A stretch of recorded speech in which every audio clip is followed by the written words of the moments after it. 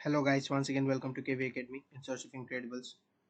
जैसे कि आपने थंबनेल देख ही लिया होगा, ये आपका असम डायरेक्ट रिक्रूटमेंट का जो मैंने मैथ्स और ट्रिक का 2.0 का सीरीज चालू किया था उसका पार्ट 7 है। इससे पहले मैंने आपका पार्ट 6 तक करा दिया है इस सीरीज में, जो कि आपके लिए बहुत इंपॉर्टेंट है और टोटली ये आपका एनसीईआरटी बेस्ड पैटर्न पे आधारित है, क्योंकि जो आपका सिलेबस था वो पूरा का पूरा एनसीईआरटी बेस्ड पैटर्न पे ही सिलेबस आपका दिया गया है।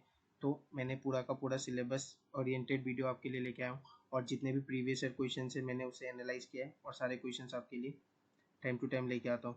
और अगर अभी तक आपने सोशल स्टडी और इंग्लिश का वीडियो नहीं देखा है तो ऊपर आई बटन में आपको सबका लिंक दे दिया गया है। आई बटन में जाके क्लिक कीजिए और सबका सीरीज देख लीजिए, आपको प्लेलिस्ट का लिंक वहाँ पे मिल जाएगा। ठीक है, तो स्टार्ट करते हैं आज का वीडियो। टुडेज फर्स्ट क्वेश्चन जो आपका है, जो आपका पहला क्वेश्चन है, A bag contain 1 rupees and 50 rupees coins and the ratio of their value is 30 is to 11. The total number of coins is 520. Then find the 50 rupees coin. तो सबसे पहले इस क्वेश्चन में एक फॉर्मूला का यूज होता है जिसका नाम है डिनोमिनेशन। डिनोमिनेशन मतलब जो 1 रुपीज़ 2 रुपीज़ का हम लोग कोइन लेते हैं उसका डिनोमिनेशन क्या होता है। तो 1 रुपीज़ ही उसका डिनोमिनेशन है, 1 रुपीज़ का 2 रुपीज़ का 2 रुपीज़ है। तो डिनोमिनेशन में अगर हम नंबर ऑफ कॉइन्स को इंटू कर दें, नंबर ऑफ कॉइन्स में शॉर्ट फॉर्म में थोड़ा लिख रहा हूँ, नंबर ऑफ कॉइन्स को अगर हम मल्टीप्लाई करते हैं तो यहाँ से आपका क्या आ जाता है, टोटल वैल्यू आ जाता है। जैसे मैं 1 रुपीज़ में 10 कॉइन्स है तो उसे इंटू कर दूंगा तो उसका वैल्यू कितना आ जाएगा, 10 रुपीज़ आ जाएगा। उसी तरीके से बहुत ही सिंपल फॉर्मूला है। ठीक है, तो यहाँ पे डिनोमिनेशन कॉइन का क्या दिया गया है आपको, मैं शॉर्ट फॉर्म में लिख रहा हूँ DENO, डिनो, आप समझ जाइएगा ये डिनोमिनेशन है। ये एक रुपये का कॉइन का बात किया गया और 50 पैसे का, 50 पैसे को मैं हाफ रुपीज़ भी लिख सकता हूँ, तो मैं रुपीज़ में लिख ले रहा हूँ दोनों को। यह हो गया आपका 1 रुपीज़ और ये हो गया आपका हाफ रुपीज़। इसके बाद नेक्स्ट आपका बोला गया है कि दोनों का वैल्यू आपको कितना दिया हुआ है, 30:11। अगर आपको वैल्यू पता है तो आप नंबर ऑफ कॉइन्स यहाँ से निकाल सकते हैं। तो मैं नंबर ऑफ कॉइन्स का रेशियो देखिए किस तरीके से निकालूंगा। नंबर ऑफ कॉइन्स अगर हम फॉर्मूला से देखें तो क्या हो जाएगा, यहाँ पे नंबर ऑफ कॉइन्स आपका हो जाएगा denomination divided by the value. Value से डिनोमिनेशन को डिवाइड करना है। तो 1 रुपीज़ के लिए आपका वैल्यू कितना दिया गया है, 30, तो 30 डिवाइडेड बाई 1। ठीक है, तो यहाँ से डायरेक्टली फॉर्मूला यूज कर रहे हैं हम, 30/1 और इस टू कितना आ जाएगा आपका, मतलब रेशियो में 11/1/2, क्योंकि आपका 11 वैल्यू था और डिनोमिनेशन हाफ रुपीज़ का है। तो यहाँ से जो नंबर ऑफ कॉइन्स का रेशियो है वो आपका आ जाएगा 30/22, क्योंकि ये 2 ऊपर जाके मल्टीप्लाई होता है। ठीक है, तो ये आपका आ जाएगा 30:22, आपका यहाँ से रेशियो आ जाएगा for the number of coins. तो अगर नंबर ऑफ कॉइन्स का हमें रेशियो पता चल गया 30:22, तो आपको पता है कि टोटल नंबर ऑफ कोइन जो क्वेश्चन में दिया गया वो आपका 520 है। टोटल नंबर ऑफ कोइंस जो आपका दिया गया है ये आपका कितना है, 520 है। तो यहाँ से अगर हम देखेंगे तो 520 ये आपका क्वेश्चन में दिया गया है, अकॉर्डिंग टू क्वेश्चन ये 520 है। तो रेशियो में ये कितना है, रेशियो में अगर हम दोनों को देखते हैं तो ये आपका 52 है, रेशियो में ये 52 है और यही आपका कितना के बराबर है, 520 के बराबर है। तो एक रेशियो का वैल्यू कितना आ जाएगा, 1 रेशियो का वैल्यू। ऐसे क्वेश्चंस में हम क्या करते हैं, रेशियो सबसे सिंपल मेथड होता है, सबसे शॉर्ट ट्रिक मेथड रेशियो वाला ये। तो 1 रेशियो का वैल्यू यहाँ से कितना आ जाता है आपके लिए, 10 आ जाता है। 1 रेशियो का वैल्यू अगर 10 आ जाएगा, और ये क्वेश्चंस जो भी मैं करा रहा हूँ बहुत बार एग्जाम में आ चुका है और एकदम एग्जाम ओरिएंटेड क्वेश्चन है, तो आपको डरना नहीं है। एक बार आपको अच्छे से पॉज करके वीडियो को देखना है, आप खुद ही सॉल्व कर सकेंगे इन क्वेश्चंस को। अब हमें 50 रुपीज़ का कॉइन्स चाहिए, तो नंबर ऑफ कॉइन्स जो है ये आपका 1 रुपीज़ वाला का था, ये जो मैं करा रहा था, और ये आपका हाफ रुपीज़ वाला का था इधर वाला। ठीक है, तो हमें तो हाफ रुपीज़ वाला का चाहिए, तो 1 का रेशियो 10 है तो 22 है हाफ रुपीज़ वाला, तो 22 का रेशियो कितना हो जाएगा, 220। तो number of coins for half rupees that is 50 पैसे 220। तो होप करता हूँ आपको ये समझ में आया हो मेरा एक्सप्लेनेशन। नेक्स्ट क्वेश्चन की ओर चलते हैं बिना टाइम वेस्ट किए। नेक्स्ट क्वेश्चन है हमारा क्वेश्चन नंबर 2। क्वेश्चन नंबर 2 में पूछा गया आपको मल्टीप्लिकेटिव इनवर्स, बहुत बार पूछा जाता है और बहुत लोगों को नहीं पता होता है मल्टीप्लिकेटिव इनवर्स क्या होता है। 2/3 का आपको क्या पूछा गया, मल्टीप्लिकेटिव इनवर्स। तो मल्टीप्लिकेटिव इनवर्स इस तरीके से आप याद कर सकते हैं कि इसमें क्या चीज़ मल्टीप्लाई किया जाए ताकि वो 1 आ जाए। ठीक है, इसी को मल्टीप्लिकेटिव इनवर्स कहा जाता है। तो इसमें क्या इंटू करेंगे तो 1 आ जाएगा, तो जस्ट इसका रेसिप्रोकल को इंटू करेंगे तो 1 आ जाएगा, दैट इज 3/2। तो आपका जो मल्टीप्लिकेटिव इनवर्स होगा वो होगा 3/2। It is the multiplicative inverse. में शॉर्ट फॉर्म में MI लिख देता हूँ, आप समझ जाएंगे कि क्वेश्चन मल्टीप्लिकेटिव इनवर्स का ये। इस तरीके से भी कर सकते हैं या फिर डायरेक्टली जो नंबर दिया गया है उसका आप रेसिप्रोकल कर दीजिए, reciprocal of the number is the multiplicative inverse, इस तरीके से भी आप याद कर सकते हैं। ठीक है, तो डायरेक्टली ये याद करना ज़्यादा आसान है कि रेसिप्रोकली आपका क्या होता है, मल्टीप्लिकेटिव इनवर्स होता है। तो इस क्वेश्चन का आंसर क्या होगा, 3/2। Let us move to the next question.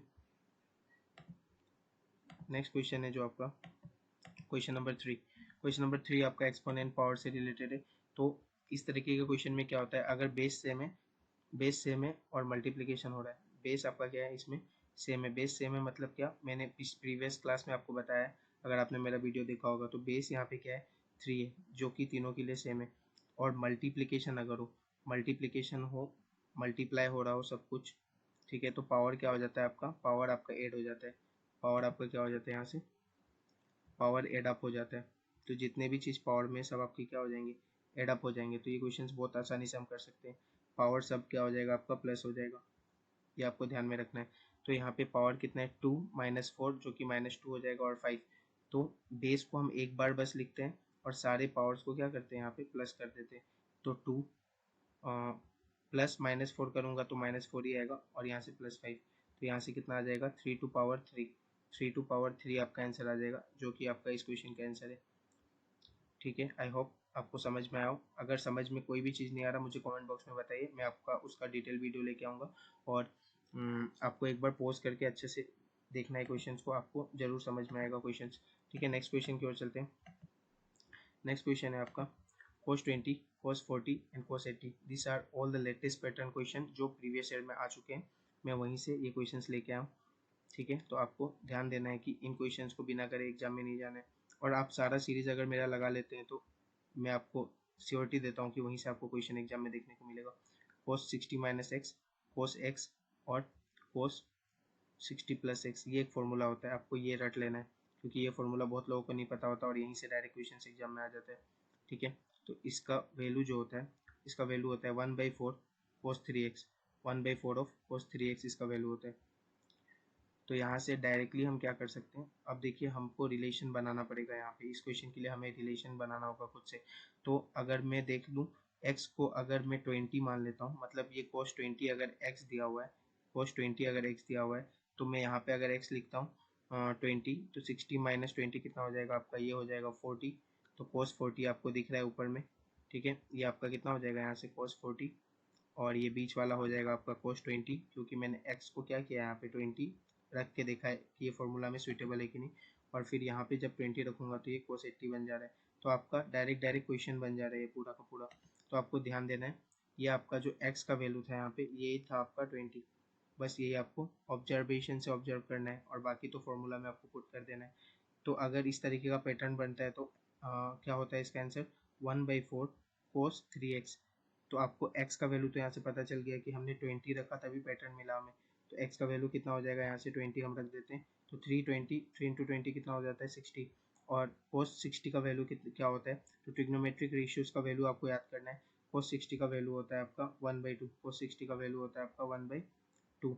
तो अगर 1/4 को हम 1/2 से मल्टीप्लाई करेंगे तो ये आपका देगा 1/8। सो ये आपका बेस्ट क्वेश्चन था अभी तक का। आप दूसरा वीडियोस भी देख सकते हैं सबका। इस तरीके के फॉर्मूला बहुत कम लोग कराते हैं, क्योंकि ये एग्जाम में आता है, लेकिन बहुत लोग इस तरीके के फॉर्मूले को नहीं कराते। मैं आपके लिए नया पैटर्न का क्वेश्चंस लेके आ रहा हूँ, तो ज़रूर से इस वीडियो को देखिए और सारे क्वेश्चंस को अटेम्प्ट कीजिए, ताकि आपको एग्जाम में कोई प्रॉब्लम ना हो। एक बार आप अगर इस फॉर्मूला से, मतलब एक बार आपने इस फॉर्मूले को देख लिया है तो फिर आप एग्जाम में नहीं भूलेंगे। नेक्स्ट क्वेश्चन की ओर चलते हैं। सेंट्रोइड आपको दिया गया है, जो कि if the centroid of A triangle, जिसका आपको वर्टिसेस दिया गया है, वो 3/5 है, सेंट्रोइड का वैल्यू 3/5 है, then find the value of x and y. तो सेंट्रोइड का फॉर्मूला क्या होता है आपको ध्यान रखना है। This is a question of coordinate geometry, बहुत बार पूछा गया क्वेश्चन है ये। तो सेंट्रोइड का फॉर्मूला जो होता है वो होता है आपका वर्टिसेस का जो एक्स एक्सिस का जो पॉइंट्स होता है, that is x1 + x2 + x3, x1 x2 + x3/3। ठीक है, ये फॉर्मूला आपका होता है, जो कि आपका सेंट्रोइड का फॉर्मूला होता है। डिवाइडेड बाई 3, बहुत आसान फॉर्मूला है, तीनों को प्लस करना है और डिवाइडेड बाई 3 कर देना है। और y वाले का फॉर्मूला होता है y1 + y2 + y3 divided by 3। ठीक है, डिवाइडेड बाई 3। तो ये तीनों को आपको क्या करना है, डिवाइड कर देना है यहाँ से 3 से। और यही जो आपका वैल्यू दिया गया है, यही आपके 3 3 और 5 के बराबर है, क्योंकि यही सेंट्रोइड का वर्टिसेस आपको दिया गया है क्वेश्चन में। अकॉर्डिंग टू क्वेश्चन ये आपको कहा गया है, ये सेंट्रोइड का फॉर्मूला होता है। तो आपको कुछ नहीं करना है, ये जो x1 है आपका, ये 4 है क्वेश्चन से, ये देखिए ये आपका x1 होता है, ये x2 है और ये x3 है, सबसे पहला पॉइंट। ठीक है, तो 4 प्लस वाई प्लस 7 यहाँ से आपको मिल जाएगा, डिवाइडेड बाई 3। ठीक है, डिवाइडेड बाई 3 करना है, तो ये आपका जो है 3 के इक्वल है, तो ये नीचे का 3 से मल्टीप्लाई होकर 9 हो जाएगा। यहाँ पे मैं डायरेक्टली कर रहा हूँ इसे, होप आपको समझ में आ रहा हो। x माइनस 5 और ये आपका कितना हो जाएगा +8, यहाँ से कितना हो जाएगा +8, और इसका जो नीचे ये वाला 3 था, ये किससे मल्टीप्लाई हो जाएगा, ये आपका 5 से मल्टीप्लाई होकर 15 हो जाएगा। मतलब आपको x वाले को x से इक्वेट करना है और y वाले को y से। इस पूरे x को मैंने x से इक्वेट किया है और इस y को पूरे को y से इक्वेट किया है, इसीलिए ये 3 मल्टीप्लाई होकर इससे 15 हो गया, और ये तीन आपका ये 3 से मल्टीप्लाई होकर 9 हो गया। इधर डायरेक्टली मैंने सॉल्व कर दिया इसे। तो y का वैल्यू यहाँ से कितना आ जाएगा 9 माइनस ऑफ 11, जो कि आपका -2 दे देगा, और x का वैल्यू यहाँ से कितना आ जाएगा, x का वैल्यू आपका आ जाएगा 12। तो हम जब भी वर्टिसेस लिखते हैं तो एक्स वाई के फॉर्म में लिखते हैं, पहले x आता है फिर y आता है, तो यहाँ से x और y का जो वैल्यू हमें मिलेगा वो मिलेगा 12 और -2, 12 एंड -2। तो आई होप आपको ये क्वेश्चन समझ में आया, बस इसे फॉर्मूला में पुट करना था। सारे फॉर्मूला बेस्ड क्वेश्चन ही आते हैं एग्जाम में, आपके असम कॉम्पिटिटिव एग्जाम में, तो ये सब असम डायरेक्ट रिक्रूटमेंट के लिए बहुत ही इंपॉर्टेंट है। एक बार वीडियो को पॉज करके अच्छे से क्वेश्चन को देख लीजिएगा। ठीक है, नेक्स्ट देखते हैं हम। तो लास्ट क्वेश्चन करने से पहले आपको फिर से एक बार बता दूं, ऊपर जो आपका आई बटन है उसमें जाके क्लिक कीजिए, जितने भी एसएसटी और इंग्लिश के जितने भी सीरीज़ है सबका क्वेश्चन आपको मिल जाएगा। पूरा का पूरा सीरीज़ चल रहा है, तो जाके वो सारे वीडियो को एक्सेस कीजिए, जीके का भी वीडियो आपको मिल जाएगा वहाँ पे, और मैंने लिंक भी इस सबका डिस्क्रिप्शन में आपको दे दिया। ठीक है, तो यहाँ पे कहा गया है कि diameter of a circle is twice. तो डायमीटर क्या होता है सर्कल का, डायमीटर जैसे जैसा क्वेश्चन कह रहा है उसे लिख देना है हमें, ऐसे मेंसुरेशन के क्वेश्चन से डरना नहीं है। तो diameter of a circle is equal to twice of length कहा गया आपका, तो मैंने लिख दिया 2r is equal to 2l। ठीक है, यहाँ से 2 हम कट कर सकते हैं, तो r is equal to l हो जाएगा। Also the area of the circle and area of the rectangle are in the ratio इतना। तो एरिया ऑफ सर्कल कितना होता है पाई आर स्क्वायर, तो पाई का वैल्यू होता है 22/7, और आर स्क्वायर में लिख देता हूँ यहाँ पे। ठीक है, पाई आर स्क्वायर, और आपका जो रेक्टेंगल का वैल्यू होता है वो होता है length into breadth, value for the area, और ये दोनों का रेशियो ही आपको 11/7 दिया गया है, ये दोनों का रेशियो आपको 11/7 दिया गया है। और लास्टली आपको पूछा क्या गया है, find the ratio of the length and breadth of the rectangle, तो आपको l/b निकालना है, length and breadth of the rectangle आपको निकालना है, ये आपका क्वेश्चन पूरा का पूरा कह रहा है। ठीक है, तो हमें क्या करना होगा, यहाँ से देखिए 22 से हम 11 को कट करेंगे तो यहाँ से 2 आ जाएगा आपका, और ये 7 से 7 कट हो जाएगा। ठीक है, तो बचा क्या हमारे पास 2r², 2 2 इंटू आर स्क्वायर, और यहाँ से आपका क्या हो जाएगा l into b equal to, ये l भी उधर चला जाएगा तो l इंटू बी, और l का वैल्यू हमें पहले ही पता है कि l is equal to r है, तो मैं यहाँ पे l को r लिख देता हूँ, इंटू बी लिख देता हूँ। आई होप आपको समझ में आ रहा हो, क्योंकि l का जो वैल्यू है मैं यहाँ ब्रैकेट में भी लिख देता हूँ, l is equal to r हमने प्रीवियसली एक इक्वेशन में देखा है जो कि दिया हुआ था आपको पहले से, l is equal to r, तो यहाँ से ऐसा हो गया। तो ये r से r अगर मैं कट कर देता हूँ तो आपका b कितना आ जाएगा, यहाँ से 2r आ जाएगा, b आपका आ जाएगा यहाँ से 2r। तो बस अभी हमें वैल्यू को पुट कर देना है क्वेश्चन में जो हमें पूछा गया है। तो देखिए हमें इसका वैल्यू पूछा गया था, तो l का वैल्यू क्या होता है आपका, l का वैल्यू है r, और हमने b का वैल्यू निकाला जो कि है 2r। तो इसे अगर हम सॉल्व करेंगे तो ऊपर नीचे ये कट हो जाएगा, लास्टली आपका आंसर कितना आएगा 1/2। 1/2 को हम और क्या लिख सकते हैं, तो 1/2 को हम 1:2 भी लिख सकते हैं, तो l/b का जो वैल्यू है वो 1:2 आ गया आपका। तो कौन सा ऑप्शन सही है, option number 1 is the correct answer. I hope आपको सारे क्वेश्चन समझ में आया हो, अगर कोई क्वेश्चन समझ में नहीं आया तो मुझे आप कमेंट बॉक्स में कमेंट करके बता सकते हैं, मैं उसका डिटेल वीडियो आपके लिए लेके आऊँगा। और इससे पहले आपने 6 पार्ट्स नहीं देखे तो आपको थोड़ा प्रॉब्लम हो सकता है, क्योंकि उसमें मैंने बेसिक्स भी कराया आपको, तो please go and access all the 6 part of the math short trick 2.2। तो जितना भी 6 पार्ट है जाके सारे पार्ट्स को देखिए। और आपको एक इम्पोर्टेंट इन्फॉर्मेशन देना था कि जितने भी DHS या DME के एग्ज़ाम देने वाले हैं ग्रेड 3 और ग्रेड 4 के, सबका कंटेंट मैंने आपको लिंक डिस्क्रिप्शन में दे दिया है। मैंने इसका पार्ट 8 तक बनाया, तो जाके सबके पार्ट को एक्सेस कीजिए। और साथ में आपका SST और इंग्लिश का पार्ट चल ही रहा है। तो please go and grab all the videos. और आपको कंटेंट का आइडिया लग ही गया होगा मेरे इस वीडियो से, तो प्लीज़ जाके सारे 6 पार्ट्स को देखिए, आपको एग्जाम में बहुत हेल्प मिलने वाला है। और अभी तक चैनल को लाइक और सब्सक्राइब नहीं किया, प्लीज़ चैनल को लाइक और सब्सक्राइब कीजिए। And thank you for your love and support in this channel. ज़्यादा से ज़्यादा इस वीडियो को शेयर कीजिए ताकि सब तक ये कंटेंट फ्री पहुंच सके और सब कोई इसका बेनिफिट उठा सके। And please click on the bell icon ताकि आपसे कोई वीडियो मिस ना हो मेरे चैनल का। आई बटन ऊपर है, आप जाके उसमें भी क्लिक करके सारे प्लेलिस्ट को एक्सेस कर सकते हैं। थैंक यू गाइस, मिलते हैं अगले क्लास में।